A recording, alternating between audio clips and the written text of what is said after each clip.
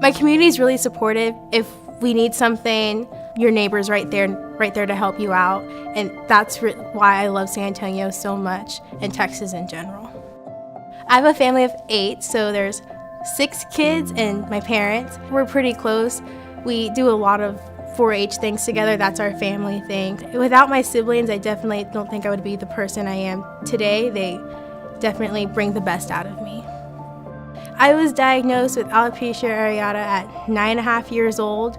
Alopecia areata is an autoimmune disease where your body attacks your hair follicles and makes them fall out. I didn't know how to react to it, but the 4-H members and family around me, they were my #1 supporters through it. Someone I loved struggled with their mental health, so I wanted to take action to educate other people on mental health. So that's when I started the Navigating Your Thoughts project to fight mental health stigma and, most importantly, educate others on mental health. Being diagnosed with alopecia areata, I've gone through depression and anxiety and not really feeling like wanted and just not feeling myself. So I know what it feels like.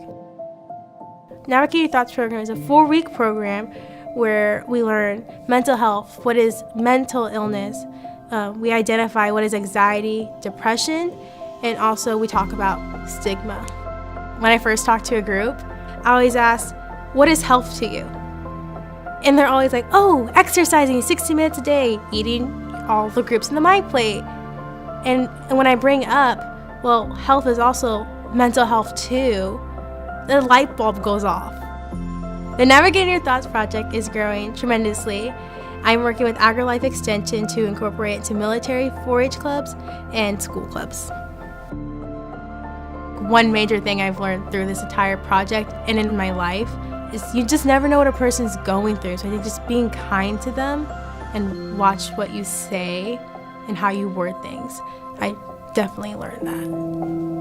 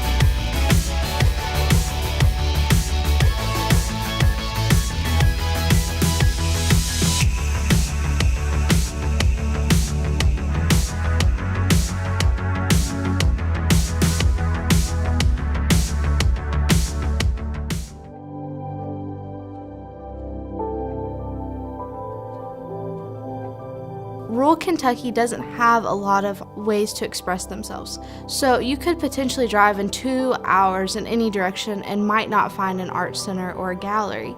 Painting helps release all the pent-up stress going on in my personal life. When I first started taking classes at our extension center, the hot water heater went out and several other structural issues with the building was happening. So the landlord said, we need you out of here. We talked about what our next steps were going to be. And that is where I stood up and said, we have to have another art center, and as soon as possible. Some people were kind of opposed to it because they're like, what does a teenager know? So that was a little bit hard to overcome. But towards the end of dialogue everybody was in agreement and we need to move forward with this for not only us, but for our community. 4-H helped me have those communication skills, being able to talk to all these different people, as well as the organization skills through this. We started looking at all the different grant opportunities and the different buildings that were available in our town. The ribbon cutting ceremony at the Arts Center was a very powerful day for me because we had been open beforehand and had a few classes, but that grand opening was where everybody from the community came and they actually got to see the Arts Center for the first time. I had the honor of cutting the ribbon, and I thought that was very sweet of the different members of our executive board to allow me to have that honor. The Arts Center is self-sustaining as of right now. Everything that we do at the Arts Center, part of it goes back to the Arts Center to help keep it flourishing. With painting, you can always go back over something and make it better. And that symbolizes what 4-H is.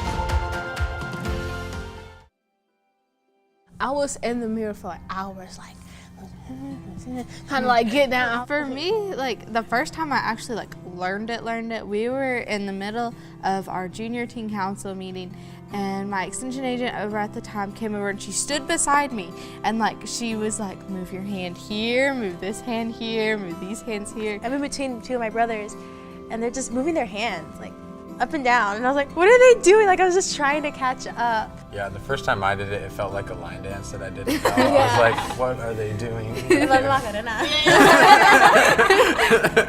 See, because we always just put our hands behind our back. Yeah, we don't do that in our work. We gesture to like our whole body for help. We're like, help me. Yeah. I think of really just like certain parts of the pledge. So I think of, I pledge my head to clear thinking, keeping your main goal in mind and making sure that your head is clear so you can think about your next move, moving forward, think about what you need to do, how you need to do it, and for who are you doing it for.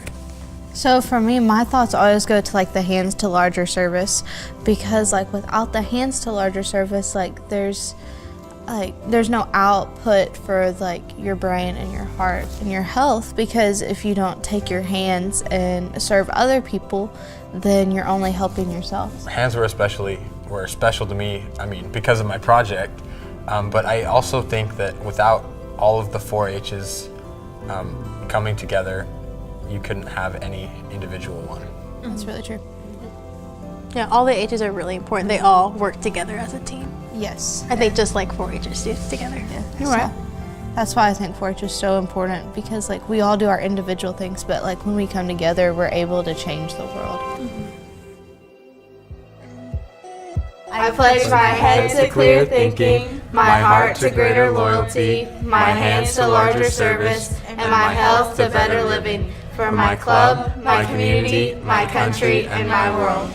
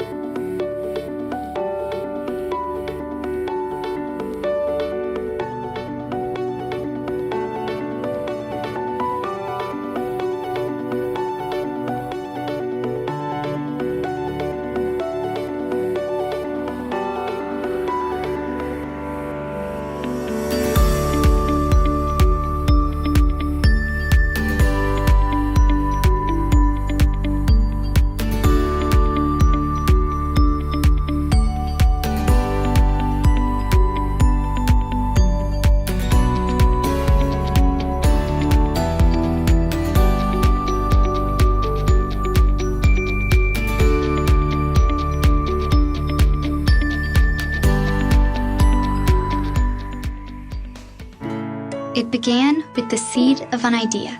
In 1902, the Heartland needed folks to embrace new advances in agriculture. But leaders with open minds, strong hearts, and willing hands weren't in abundance. Luckily, kids were. By empowering the next generation to lead, 4-H took root and grew and grew and grew.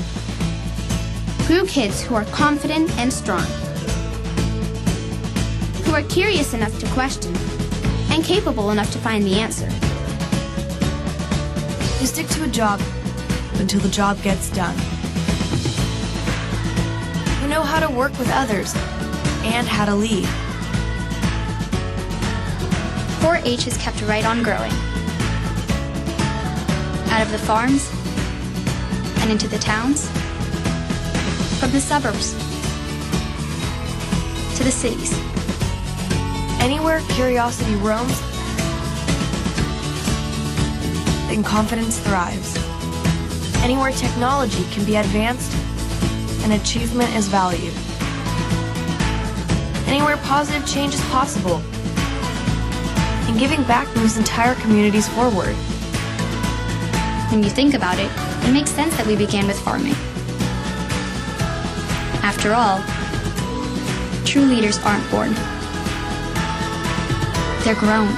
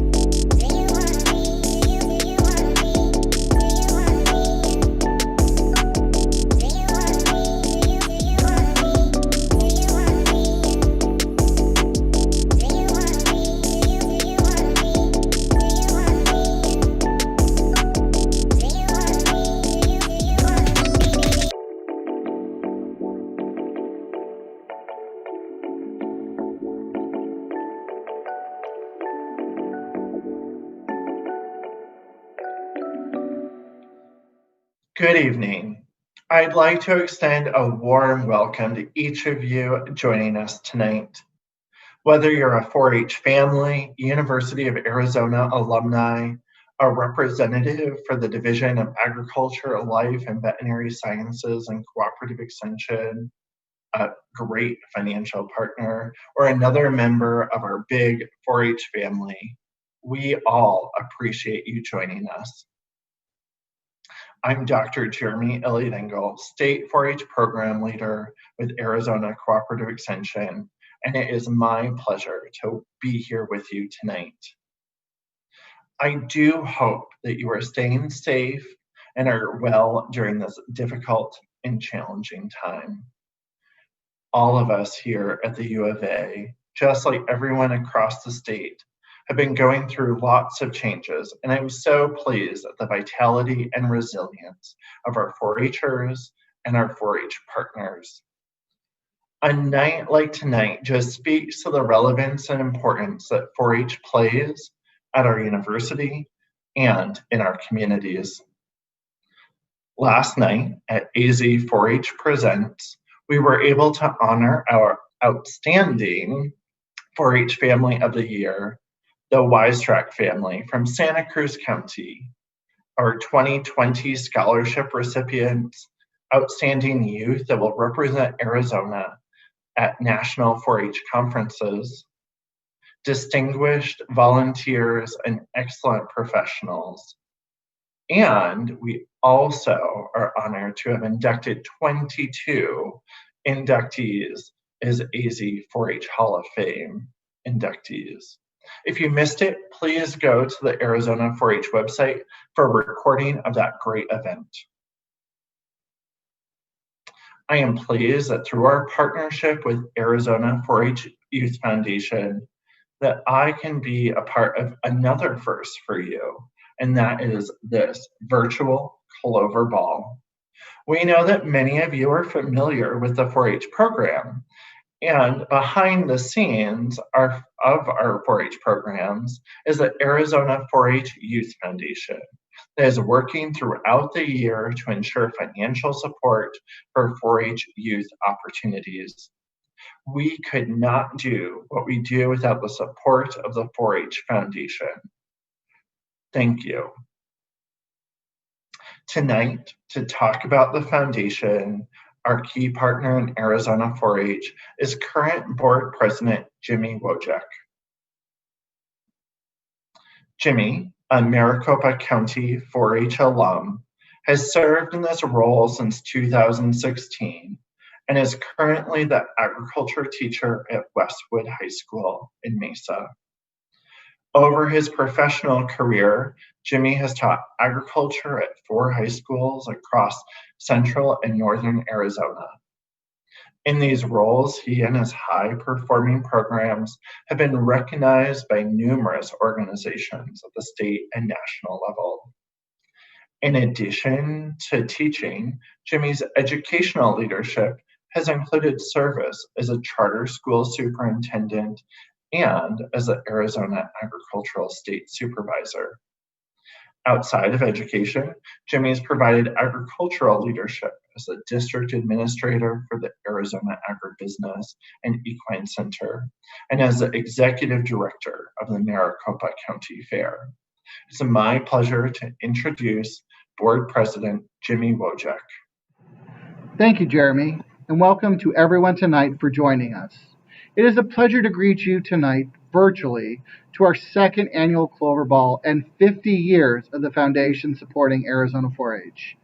On behalf of the Arizona 4-H Youth Foundation Board of Directors, please sit back and enjoy your celebration for the next hour. For those of you who are not familiar with what the foundation does, our mission provides for the advocacy, sustainability, funding, support, and increased opportunities for all 4-H youth and adult volunteers within the state of Arizona. The 4-H Foundation is committed to supporting 4-H programs that bring together the values of our Arizona heritage. We are happy to celebrate one of our amazing key donors of the Arizona 4-H Summit tonight. Help me thank the Arizona Farm Bureau Federation as one of our continuing partners. Let's listen now to why the Arizona Farm Bureau continues to support 4-H. Hey, it's Steph, president of Arizona Farm Bureau, the voice of agriculture. We advocate for Arizona's farmers and ranchers, we communicate with the consumer about modern agriculture, and we educate Arizona's youth about where their food comes from. We are so very proud to be a sponsor of the 2020 4-H Foundation Youth Summit and Clover Ball. At 4-H, you mentor for success, you empower for leadership, and you encourage a healthy life. This year's Summit is going to look a little bit different, but it's still going to be a great success. We greatly appreciate the Arizona Farm Bureau Federation and thank them for their generous support. Tonight, we want to encourage you to visit our website and tell us about your 4-H experience. If you haven't already done so, We know that 4-H has meant a great deal to many of you, and we'd like to know your story and how 4-H played a role in your success. Please go to the website listed below, or just Google Arizona 4-H Foundation and click on the Events tab and go to the Clover Ball page. While there, we also ask you might consider donating $4, $1 for each one of our 4-H's, to help us move forward for the next 50 years. We appreciate every one of you. Now let's hear from another one of our great partners, the Dairy Council of Arizona, and why they support Arizona 4-H. Hi friends. When I was asked to create a short video on the reflections of how 4-H has impacted my life, I got tickled because this is a topic I could talk about for days. The two takeaways for me are the blessings of generational friendships and learning responsibility and a strong work ethic in a wonderful and memorable way. Let me have you follow with me through a family. I grew up in a dairy club that was led by a now past patriarch of our dairy community. I helped lead with that leader's daughters, and I in turn then went on to lead the daughters of those peers. And now those members are starting to have children who will fiercely compete against each other and my grandchildren. But I know that once they leave the ring, they will hug each other and congratulate each other on their accomplishments. This is the next generation of leaders, and I just could not be more proud.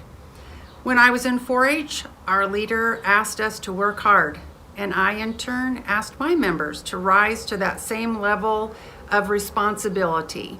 But along the way, we made the sweetest memories with families, with friends, and with animals. 40 years ago, a little bit of trivia, 40 years ago, I won the Shield and Clover for dairy showmanship, and that thrill is still with me like it was yesterday. Enjoy 4-H. It will shape who you become. You will make the sweetest memories and the greatest friends. Thanks so much. Thank you, Dairy Council of Arizona. We are grateful for your continued support. So next up is a new face on our Board of Trustees, Miss Kari Pedersen. Kari is a third-generation Arizonan and a third-generation 4-H alumni from Maricopa County. She uses her background in business to grow funding for the expansion of opportunities and quality programming for Arizona's 4-H youth. She brings a contagious passion and love for 4-H to all that meet her. Let's welcome Kari. Thank you, Jimmy. 4-H is giving today's youth that extra edge for life success through hands-on, research-based educational programs and opportunities. 4-H empowers young people to lead for a lifetime. It's a research-based experience that involves a mentor, a hands-on project, and a meaningful leadership opportunity. Let's thank our third financial partner for Arizona 4-H, Bear Crop Science.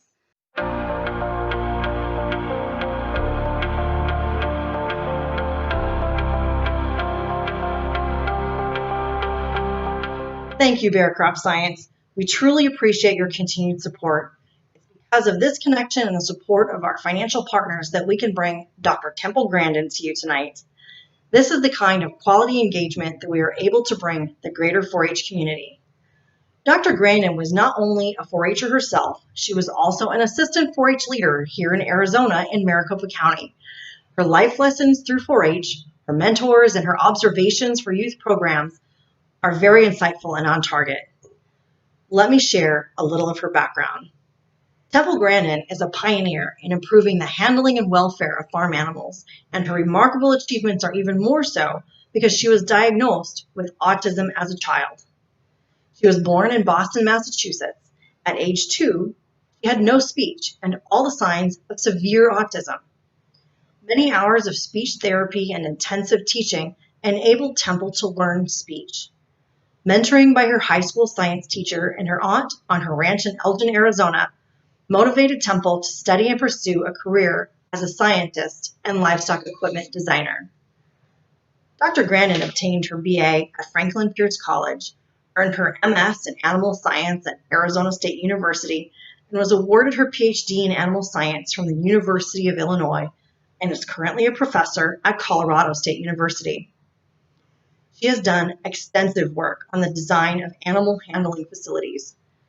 Half the cattle in the US and Canada are handled by equipment she designed for meat plants. Her curved chute systems are used worldwide, and her writings on the flight zone and other principles of grazing animal behavior have helped many producers to reduce animal stress during handling. Other professional activities include developing animal welfare guidelines for the meat industry and consulting with companies on animal welfare. Dr. Grandin has provided worldwide media exposure for the livestock industry and with issues relating to animal care. She has appeared on 2020, 48 Hours, CNN Larry King Live, 60 Minutes, and has been featured in People magazine, the New York Times, Forbes magazine. She was named one of Time magazine's 100 most influential people. HBO has made a movie about her life starring Claire Danes. She is the author of several books, including several New York Times bestsellers, which she will talk about in her presentation. We are very proud to present the amazing Dr. Temple Grandin. Well, it's great to be here by video conference. I've been doing lots of video conferences lately. And I want to let everybody know that my career in the beef industry started in Arizona back in the early 70s. And even before that, I was visiting my aunt's ranch up in Elgin, Arizona when I was still in high school. And I get asked all the time how to get involved in the cattle industry. I came from the East Coast. I was an Easterner and didn't know anything about cattle. I was exposed to the beef cattle industry when I got out here in the 60s visiting my aunt's ranch. Students get interested in things they get exposed to. Get exposed to new things, you'll find out stuff you like. You might also find out some stuff you don't like, and that's also really important to do too. Get out and get a lot of experiences. One of the big problems I'm seeing today is a lot of kids are removed from the world of hands-on things. Online is not going to replace that. This is the stuff where online doesn't work very well. Works better for chemistry class or for physics class or maybe for mathematics. But kids aren't getting exposed to enough stuff to figure out what they might want to do. Because originally, I thought I'd be an experimental psychologist and work on optical illusions. And that's shown really, really nicely in the HBO movie Temple Grandin. But the psychology background helped me because it made me look at what the cattle were seeing when they went through the chutes. And I noticed they'd stop if there was a shadow, a rope hanging down, a truck parked next to a fence. Stuff most people didn't seem to notice. I was noticing that. And at the time, I didn't know I was a visual thinker. That I didn't know at all. The movie shows that really well. And so I started my cattle work, and I was very concerned about the awful cattle handling. Cattle handling today is much better than it used to be. I want to commend the National Cattlemen's Association, National Cattlemen's Beef Association. It's changed.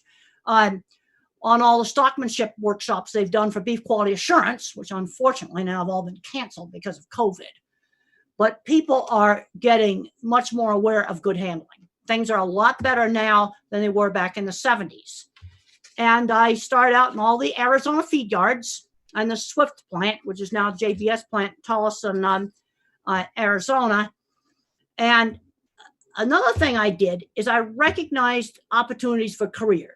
There's a scene in the movie where I go up and I get the editor's card, the editor of the Farmer Ranchman, Arizona Farmer Ranchman magazine, because I realized if I wrote for that magazine, that would really help my career. I saw that opportunity. I went up there and I got the card. That's an important scene. And then within a week, I gave them an article that basically reviewed my master's thesis on cattle behavior and different types of squeeze chutes. Then you have to deliver the work too.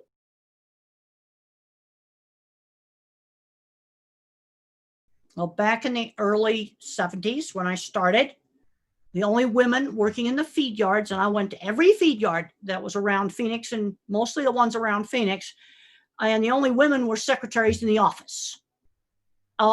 Everything was men. Being a woman was a much bigger barrier than being autistic was. I cannot emphasize that enough. I was kicked out of places for being a woman. That actually happened. There's a scene in the movie where they put bull testicles on my car. That actually did happen. But where I had the most problems, it wasn't the owners of the feed yards. For the most part, the owners were nice to me. And I remember Carl Stevenson, and he was real nice to me. It was the foremans that were bad, that layer of middle management. And then there was a scene in the movie where they put that metal plate in the dip vat and drowned those cattle. That actually happened. Then we took out the metal plate and the dip vat worked. It was the foreman, the cowboy foreman, that did that. The other thing I had to do, being a woman in a man's industry, is I had to make myself really good at what I did. I had to be better than a guy. And I made myself really good at the specialized field of designing cattle handling facilities. And that didn't happen overnight. I worked cattle in every feed yard in Arizona, just about, and on some of the ranches and at the packing plants. And then I kind of learned what works in a cattle handling facility and what doesn't work.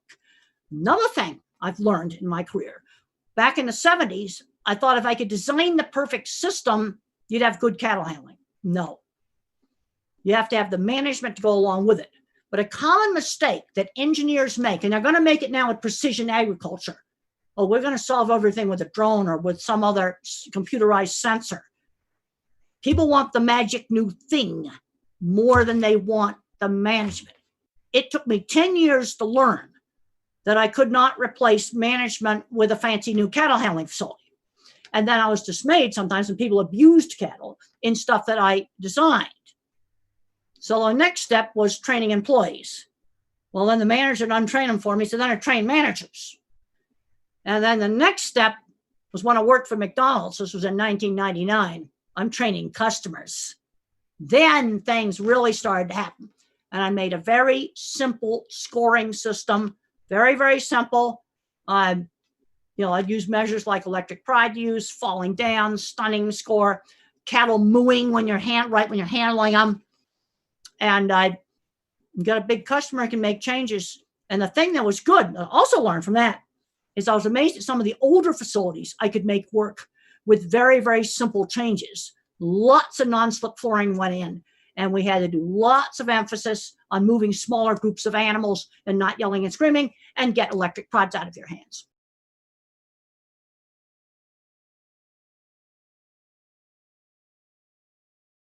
Well, I did a lot of horse showing stuff. I did English equitation. In my other talk for you, I talked about the third place ribbon I was proud of because I was competing against a whole bunch of other horses in a really hard trail class. And then we also had a costume class where you could just dress up your horse as anything. And I wanted to go as a year 2020 stick shift, 3 gears on the side horse. So the appropriate costume was spacesuit with a helmet. I put a serape on the back with mailing tube rockets on it. I had a stick shift on the side, marked walk, trot, canter. I would shift them. He was a 3 on the side gear shifter. So I put this outfit on. King was fine with the serape. He'd worn lots of serapes that just felt like a regular serape. He didn't even know it had mailing tube rockets on it. And now the spacesuit, I approached him with that, and he started to rear. So then I thought, okay, let's just take the helmet off. I took the helmet off. The rest of the spacesuit was black jumpsuit-like thing, and I had some silver around it here that was silverized cloth. He was fine with the spacesuit without the helmet. All right, now what was wrong with the helmet? And what I finally figured out is I had a wire on antennas that were on the helmet. I took that wire off and then it was fine. But the first thing I did was to figure out, was it the suit or was it the helmet? So I removed the helmet, the suit was fine, and I just took the wire off so it didn't make that funny noise. And it was very subtle, the noise it made. It wasn't really loud. It was a similar thing, like things that make cattle balk. I do a lot of work with the meat packing plants, and if you just have a paper towel hanging out of a dispenser like this, it'll about shut down a slaughter plant. little things that people don't notice. I've gone into 3 different places in the last 2 years, and I've removed paper towels. So people are still not seeing these things. But that was a lot of fun, that costume class, and I just wore the helmet minus the wire. It still had the 2 antennas sticking up.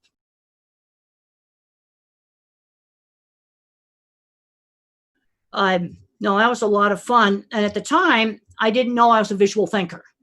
Everything I think about is a picture. I thought everybody was a visual thinker. So it was obvious to me to look at what cat we're looking at.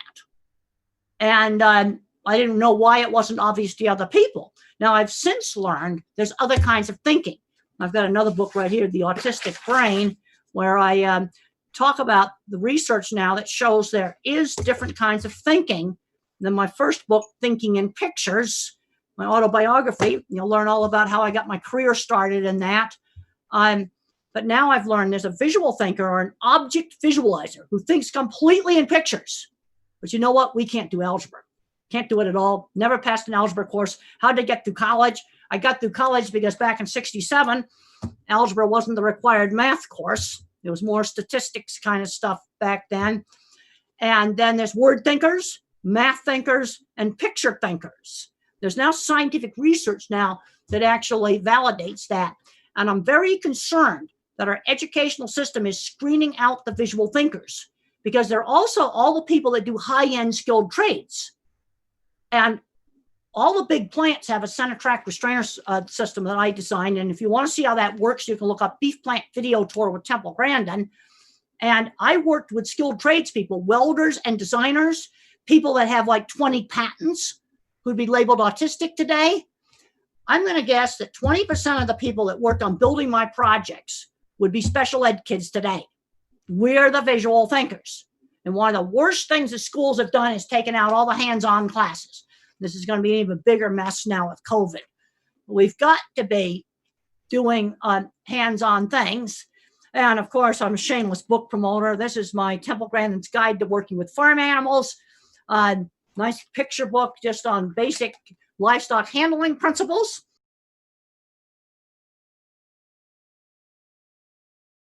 Well, 4-H is a perfect venue for kids to get friends who shared interests. I mean, all kinds of things. Schools are taking out cooking, sewing, woodworking. I mean, we need to be getting all of these things and be in 4-H now, because we've got to get kids out doing things. And even if they have to be at home, they can do cooking and sewing things at home. Now, obviously, they're not going to have a steer in their house, but there's a whole lot of other activities that they can be doing. And one of the problems we got today is kids are really afraid to make mistakes. And I think part of this goes back to being totally removed from the world of practical things. In fact, I was just showing a school teacher yesterday how to make a paper snowflake. And the teacher said to me, well, won't the kid be upset if they cut it wrong and it falls apart? Well, you learn by doing. You are going to make mistakes. And I'm saying, wait a minute, you're talking about a single sheet of printer paper? You're upset about a piece of printer paper? That's all it is.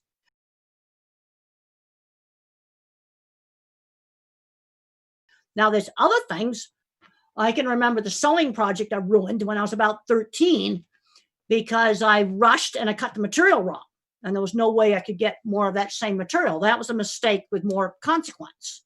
But you do learn from making mistakes in things. And then you don't make that same mistake again. You're more careful in the future. It was after I started my job at the Arizona Farmer Ranchman. After I got the editor's card, I started writing a column every month called Feedlot Bulletin. And I soon got a reputation, even though people thought it was weird, that when I covered the Arizona Cattle Feeders meeting, or I covered the University of Arizona Cattle Feeders Field Day that you used to have, I used to always cover that every year, that I covered it accurately, that I was a good reporter that did not misquote people. And I got respect for that. And then since I was weird, how did I deal with interviewing a client to sell them a design job? Just like it showed in the movie, put the drawings out on the table, show them the pictures of the jobs, let the work sell itself. That's what I did. And I gradually built up my business one job at a time. And then the dip vats, they were actually at the Red River feed yard and the McElhaney feed yard. They were two different feed yards. They were kind of combined together in the movie. And this brings up another thing. Have the guts to go through the door. Gary Oden came up to me and he asked me if I would design the dip vat. And I was maybe at the 60% level of competence. I knew how to do the cattle handling, but concrete work for the dip vat, I didn't know. And I said, give me 3 weeks, because I knew I had to do a lot of research to find out how to do the reinforcement. I took the job. Now, I've seen too many guys try to wing it and then have a project that fails. And I got a hold of some people at USDA. I got a hold of John Sweeten at Texas A&M. They sent me the drawings for how to do the reinforcement. So I went out and I learned it. And I have the guts to walk through the door. But I didn't say I had designed it overnight. You got to remember, there's no internet back then. Those drawings had to come in the mail. But I took the job. The door opened just for a second. I'll remember I was at the Yuma County Fair. Gary walked up to me and I said, give me 3 weeks. And I had the drawings to him maybe in 2 weeks, because they sent the drawings quickly after I called. But lots of times people don't see those opportunities. There's a back door into a lot of good jobs, and people often don't see it.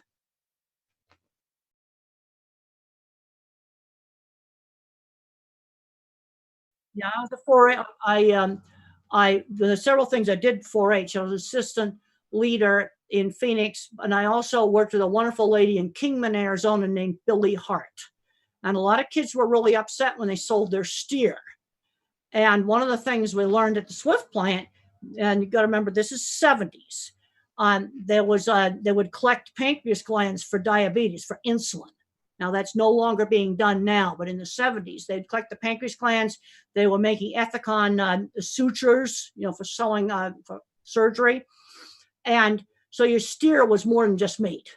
He went into a lot of other really valuable things. And Billy Hart educated the students about that. And we actually took 2 students through the plant. And they thought about, a steer was 10 days of life for a diabetic. Well, now insulin is a GMO.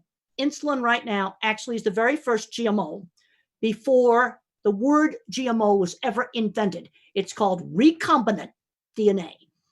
You look it up, it will say rDNA. That's the old-fashioned word for GMO.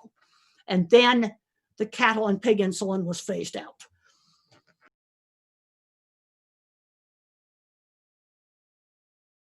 Well, there's certain things I can remember when I was in college. After the man landed on the moon, and I went out in the backyard and I looked up the moon, people walking on. There's that famous picture where you see Earth from the moon. That changed our perspective.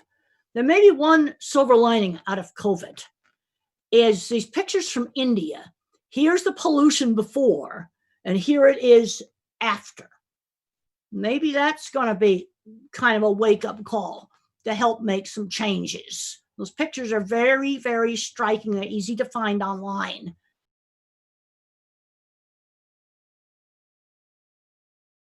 Well, I think it's going to go on for a while until we get a vaccine. They're not doing a very good job of figuring out how to repurpose old drugs. I don't think they've looked at all the avenues on that. Since I am in the at-risk population, I'm real interested in that. They're not approaching it with enough what I call a bottom-up approach. Like, maybe you better look at the stage of the illness you give the drug. I'm not going to mention any drug names because everybody goes berserk over that. But I have found papers where there's certain drugs that may work if they're given at exactly the right stage when the lung damage starts. And this is looking at detail. Going back to the antenna on the helmet, it was a small detail. King was terrified of one tiny detail on that costume, not the whole costume. Took the wire off.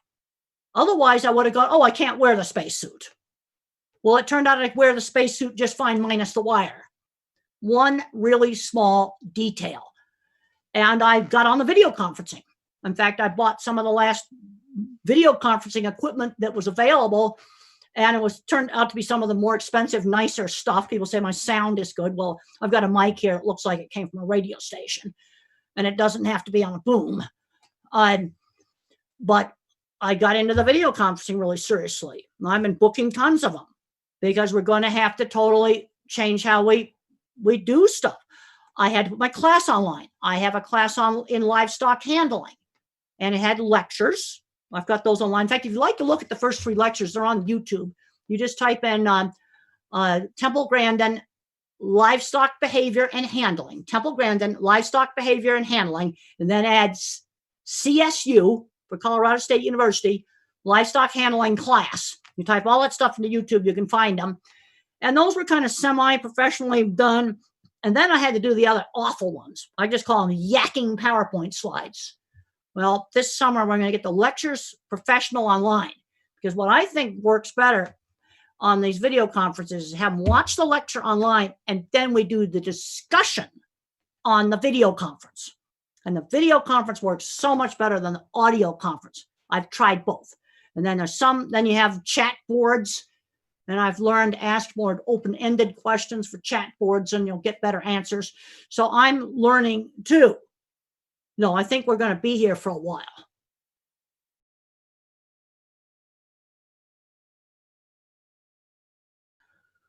Well, let's look at purpose of education. I've had a talk I do called Different Kinds of Minds. And in this talk, I put up a picture of a book about Michelangelo, and I put up pictures of his art up, and I go, what would happen to little Mikey today? Little Mikey dropped out of school in 6th grade. His dad despised art, absolutely despised it.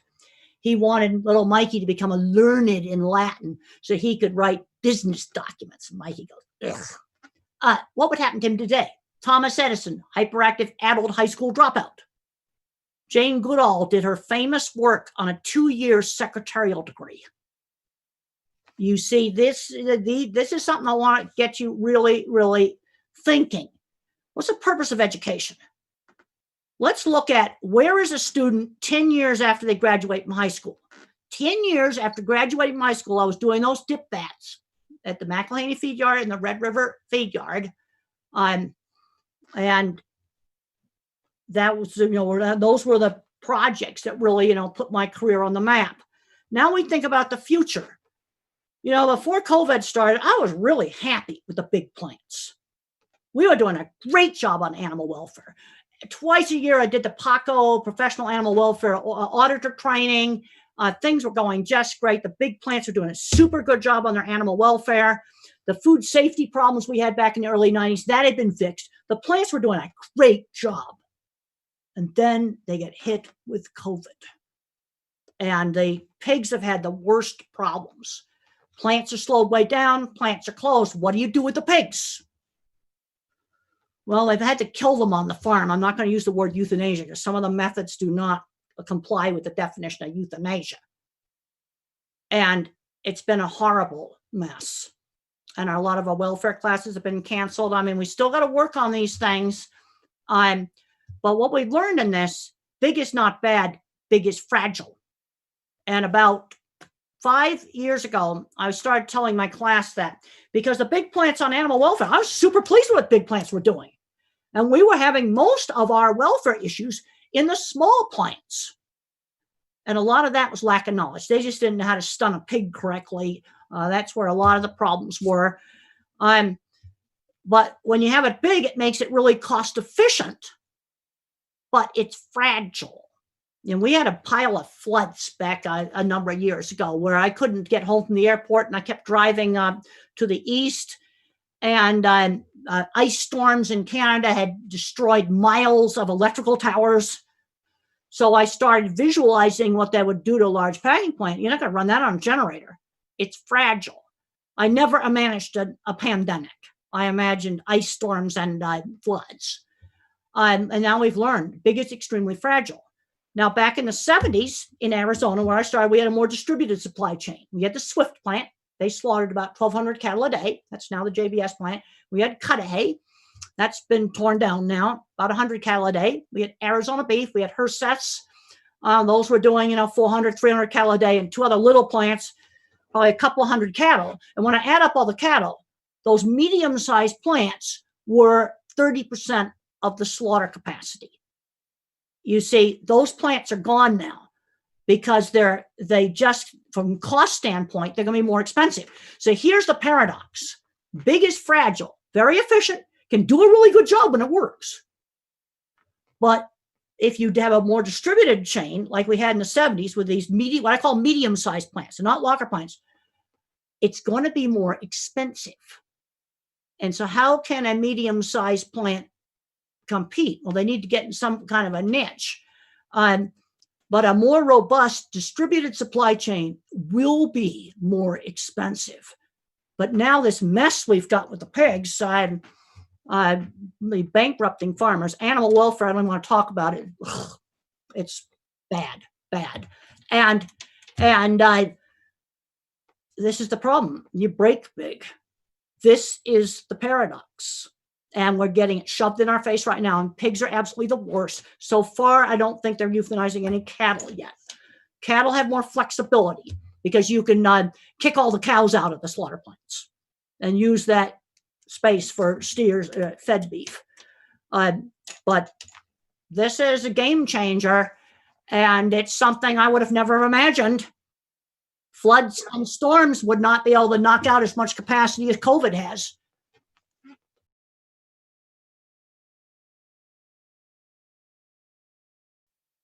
Well, let me tell you what I suggested for the plants to do. And when I first, what we have to do is up the line speed. So you slaughter the pigs in a plant and eat them rather than throw them away and have them killed in a way that may be well done and maybe not. I thought of an idea. Okay, if I've lost 40% of my crew because they're sick, what if I just take the people off the cut floor? I'll put them on the slaughter side so I can run the slaughter side maybe close to full speed. This is problem solving. But I'm going to take that pig carcass and I'm going to whack them in 3 big pieces: a shoulder, a loin and belly together, and a ham, the back end. Fresh pork, USDA inspected pork. Then we got these forklift pallet sized boxes. We call them combos.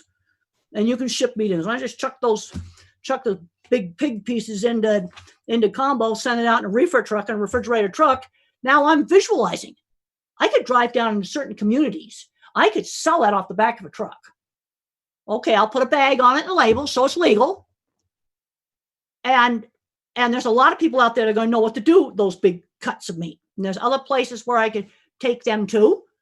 But you see, I visualized it. And I've already sent emails out on Friday and talked on the phone, the 2 plants, 2 of the big companies. And I said, think about it. It sounds crazy, but the more you think about it, the more sense it makes.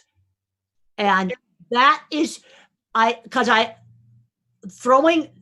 an animal welfare issue on killing these pigs on the farm, but there's also a gigantic food waste issue, shocking food waste issue. All right, let's look at some other things that are getting wasted. Shell eggs, there's no excuse for that. No excuse for wasting shell eggs. Get out there, get some big egg racks like you use in the hatchery, and you put the eggs on it. And you label them, must be cooked hard, so you don't have a food safety issue because they might not be perfect cold chain. No, the waste of food. You see, as part of the problem, in fairness to the people in the supply chain, the restaurants stopped ordering the stuff when they got shut down. They go, what do we do? They wouldn't even know who to call at a food kitchen. This is where we got to set these things up. So that same truck that delivers to the restaurants goes to the food kitchen. I don't care if it's restaurant packages on there. It's not, get out of that bureaucracy. Yes, we'll label it for the allergens and stuff. Now I'm visualizing. Computer printer just spits out stick-on labels. I see that. You see, that's where visual thinking can see solutions to problems. So I said, think about it. Just cutting the pig into 4 big pieces or 3 big pieces, the more you think about it, the more sense it makes.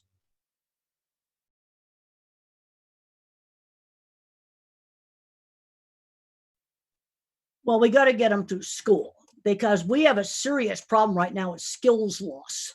In the last 3 years, there have been 2 brand new pork plants built and 2 brand new poultry plants built. Now, I'm very happy with them. Beautiful food safety, beautiful animal welfare. I was super happy looking at them.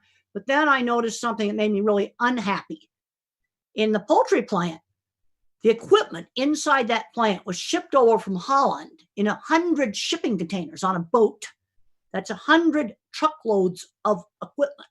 And that goes back to schools taking skilled trades out 25 years ago. We don't know how to make a segment of engineering. I call it the clever engineering department. This is the kid that can figure out this. You know, when you ever open up your printer or your copier and you see how complicated it is inside, that's clever engineering department. That's the kid who can't do algebra. That's the kid that's labeled autistic or ADHD is getting addicted to video games. And we're losing those skills. We're not making elevators anymore. We're not making all the conveyors that move stuff around in warehouses. You buy things online. There's a lot of stuff in that warehouse that moves stuff around. The robots in the warehouse we made. You know why? Because kids play with robots. But all the other stuff that moves stuff around in factories. I went to a big, fancy, dancy, high-tech factory last year. I can't tell you what it does. I signed the non-disclosure. They got a lot of conveyors in there to move stuff around in the factory, and they all came from Germany. We lost the skills because in the 70s, 80s, and early 90s, we made all this stuff. But what's happened is we don't have the quirky kind of different kind of guy coming in and making the new little shops that then grow up into great big metal fabricators. Because I worked with 2 metal fabricators on my stuff in big packing plants that I'm almost positive they were autistic, dyslexic, or ADHD. And they were brilliant, and nobody's replacing them. Don't blame Europe for this. Blame ourselves for taking those things out of the schools. Because how's a kid going to find out he likes tools if he never tries them? The mathematics kids, yep, they got their computers. They got the more mathematical parts of engineering. Here's an interesting thing. Every single one of these plants I worked on, us visual thinkers, we never touched boilers and refrigeration or roof trusses. We didn't understand that stuff. That we still know how to do. So we're building the building, refrigeration, the boilers, but all the clever stuff that goes inside in a chicken plant is imported. We have lost skills. And I think it's very, very true. 4-H needs to be working on getting kids doing this. That's something 4-H can be doing. Let's get them involved in things. And I'm talking high-end skilled trades. I'm not talking about laying floor tiles or roofing. I'm talking about heating and air conditioning, the real clever kind of mechanical, fixing things, doing electrical work, plumbing work, fixing the wires. Who's going to not fix the towers after the ice storm busted all the great big electrical towers? Somebody has to fix that stuff. And you see, now as I talk about it, I see it. I see it. I'm now seeing the plants, and I'm sitting in their little offices they have down in the boiler room. And you know, we didn't understand refrigeration. That was somebody else's job. But the thing is, you need to have the entire team. You've got to have the whole team. And 4-H should take this, a lot of these kids that are kind of different, get them interested in these things, because it's the visual thinkers that are dropping out. The mathematicians, they're running Fortune 500 companies. Then you got the word thinkers. They're good at writing. And the thing, and you need the different minds working together, because a lot of my books, I have a co-writer. But what that co-writer did is give me the structure. Visual thinkers ramble. So I need a co-writer so I don't ramble. Your phone's easy to work because Steve Jobs was an artist. But the engineers that are mathematical had to make that phone actually work. But we need people to make good interfaces. Right now, we're getting a lot of writing done, and we're submitting papers into journals. There's this one journal company, I will not name it, but their computer interface, their website and their interface with submitting articles and doing journal article reviews is so horrible. We'll just leave it at that. Complicated and horrible. Well, you need a visual thinker to design that interface. And we need the other guys to do everything that's behind the interface. But that interface is important. Zoom's got all the business now. You know why? Because their interface is easy to use. That's the reason. And it was probably designed by a visual thinker. I don't know anything about Zoom other than that I love it. And I read an article in Business Week magazine that COVID's like been the best thing that ever happened to Zoom.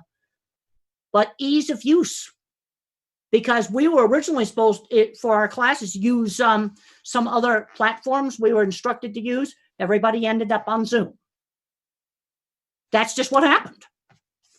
It was really wonderful to be here by Zoom video conference, and we got to help the kids. And there's a lot of kids that are kind of different, but we need those kids and their kinds of skills they have. 4-H is the perfect place for kids to make friends, learn skills that can turn into careers. And thank you so much for having me. Thank you, Temple. Your 4-H experience was amazing, and we've learned that your best ribbon doesn't always come in the color blue. Thank you again to the Arizona Farm Bureau, the Dairy Council of Arizona, and Bear Crop Science for helping bring this quality presenter and program to you tonight. Thank you to our partners in 4-H. And we want to thank Dr. Grandin for her time and inspiration tonight. Keep watching our webpage and like us on Facebook. Just Google Arizona 4-H Youth Foundation and see all the great things happening today in Arizona 4-H. Good night. Stay well, stay connected, and wash those serving 4-H hands.